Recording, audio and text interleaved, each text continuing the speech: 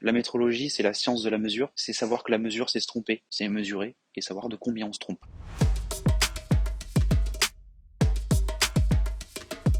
Je suis Romain Penaud, je suis directeur technique chez Couvea, je m'occupe de la gestion du bureau d'études et de la production chez Couvea.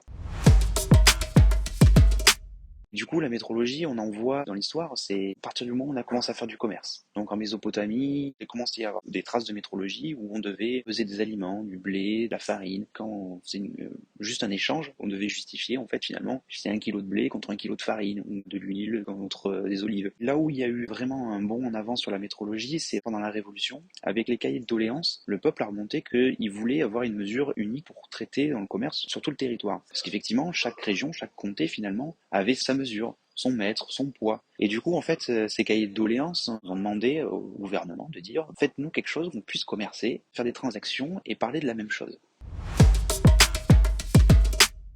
À Couvert, on fait de la mesure de température et du coup, la métrologie est vraiment au cœur des mesures. Il faut savoir que la métrologie, c'est la science de la mesure et à savoir que quand on fait une mesure, on se trompe. C'est systématique puisqu'on vit dans un milieu qui est analogique, donc c'est pas quelque chose de binaire, c'est pas quelque chose de tout ou rien. Une longueur, une température, c'est un état physique. Cet état physique, quand on le mesure, on fait forcément une erreur. Et toute la science de la métrologie, c'est identifier vraiment quelle erreur on fait quand on fait une mesure. Dans la vie de tous les jours, ça va être simple. Chez nous, on a une balance. Quand on mesure, on sait pas si les piles sont bonnes, parce que des fois, simplement, si les piles sont mauvaises, on peut avoir une erreur affichée. La vérification, des fois, elle se fait de manière juste intuitive. Parce que bon, on a l'habitude de faire la cuisine quand je mesure la farine pour faire mes gâteaux.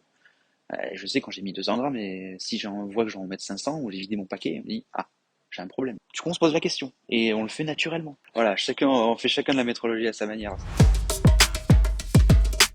Et dans la température, chez Couvea, c'est vraiment important. On nous dit qu'il faut garder nos aliments entre 2 et 8 degrés dans un frigo. Sauf que 2 et 8 degrés, il faut vraiment s'assurer que la température, c'est vraiment 2 et 8 degrés. Notre capteur, il a mesuré 2 degrés. Si c'est 2 degrés plus ou moins 0,5, on est entre 1,5 et 2,5. Et ça, c'est la métrologie qui va nous permettre d'étudier notre incertitude. 3 mots. Mesurer, parce que c'est indispensable. C'est l'incertitude, puisque c'est le cœur. Et reboucler. La métrologie, c'est la science de la mesure. C'est savoir que la mesure, c'est se tromper. C'est mesurer et de connaître notre erreur de mesure.